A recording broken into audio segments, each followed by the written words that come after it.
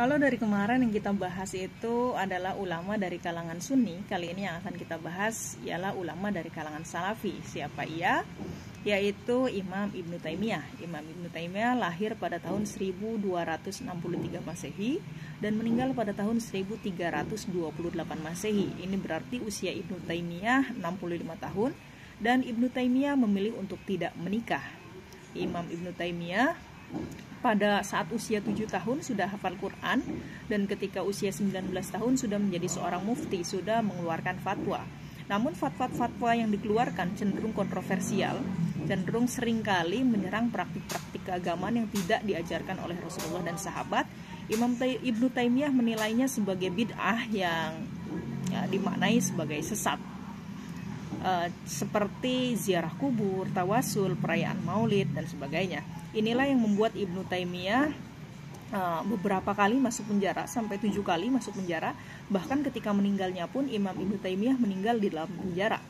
Ada kata-kata yang bagus menurut saya bagus ketika Imam Ibnu Taimiyah di dalam penjara. Ibnu Taimiyah mengatakan al-mahbus man hubisa qalbuhu an rabbih wal ma'sur man asaruhu hawa.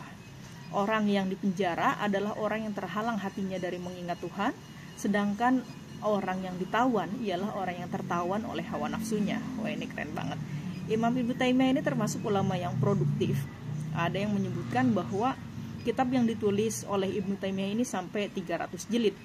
Nah, belakangan pandangan literal dan fundamentalistik ini diikuti oleh Muhammad bin Abdul Wahab, yang pengikutnya itu disebut Wahabi.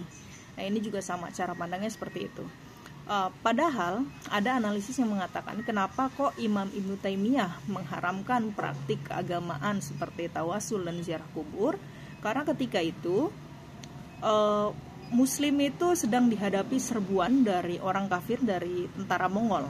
Nah, sedangkan orang-orang muslimnya itu lebih senang untuk ziarah kubur dan tawasul, dan juga enggan, bahkan malas untuk berjuang untuk menghalau penjajah dari kafir itu. Nah, inilah yang menyebabkan Imam Ibnu Taimiyah mengharamkan praktek tawasul dan juga ziarah kubur.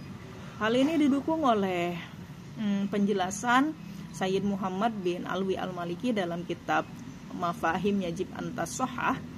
Dalam kitab ini Sayyid Muhammad bin Alwi al-Maliki menjelaskan klarifikasi atas kesalahpahaman para pengikut Imam Ibnu Taimiyah terhadap pandangan-pandangan Ibnu Taimiyah seperti itu.